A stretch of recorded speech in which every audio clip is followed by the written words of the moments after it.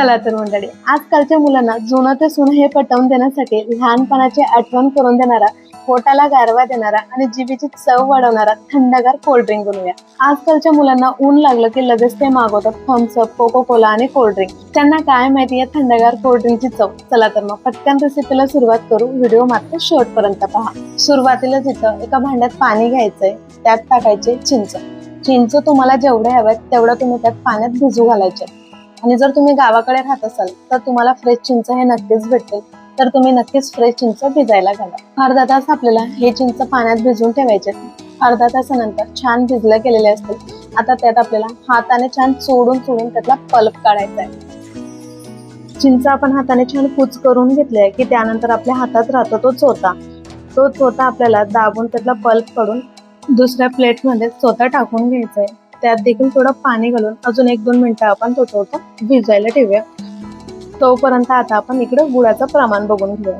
इथं मी 100 ग्राम एवढी चिंच घेतली होती, तर त्याहून थोडा जास्त इथं मी 150 ग्राम एवढा गुळ घेतलाय। तुम्ही जेवढं चिंच घ्याल त्याहून थोडा जास्त किंवा त्याहून दुप्पट आपल्याला गुळ घ्यायचा आहे। इथं मी त्या गुळामध्ये देखील पाणी टाकलंय आणि हाताने छान मोडून घेतलंय, म्हणजे लवकर आपला गुळ वितळेल।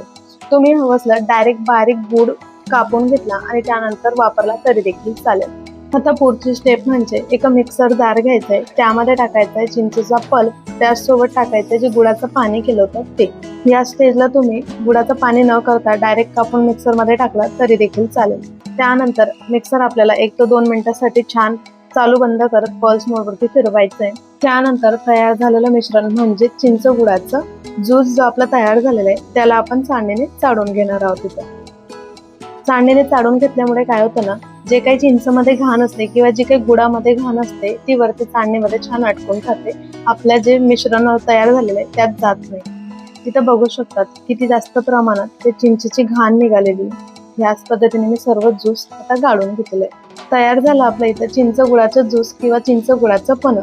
आमच्या गावाकडे तर याला चिंचवाणी म्हणतात, तुमच्याकडे काय म्हणतात मला नक्कीच कमेंटमध्ये कळवा। त्यानंतर एका ग्लासमध्ये टाकायचं 2-3 बर्फाचे खडे, जास्त थंड करावं असेल तर त्याचसोबत टाकायचं 2-3 चमचे चिंचाचं पन्ह, थोडंसं काळं मीठ आणि थंडगार पाणी टाकून सर्व करायचंय चिंचाचं पन्ह किंवा चिंचवाणी। गावाकडे तर एवढ्या तपत्या गरमीत जर कुणाला ऊन लागलं असेल तर त्याला नक्कीच चिंचवाणी करून देतात प्यायला, किंवा ऊन नको लागायला म्हणून देखील प्यायला देतात। मला तर लहानपणी एवढं आवडायचं चिंचवाणी, तर मला ऊन जरी नसेल लागलं तरी मी आईला म्हणायची की मला ऊन लागलंय आणि पटकन आई मला चिंचवाणीत बनवून प्यायला द्यायची। तुम्हाला पण चिंचवाणी आवडते का? कमेंट मध्ये सांगा। आणि रेसिपी आवडली असेल तर व्हिडिओला लाईक करा, शेअर करा, चॅनलला सबस्क्राईब करायला विसरू नका।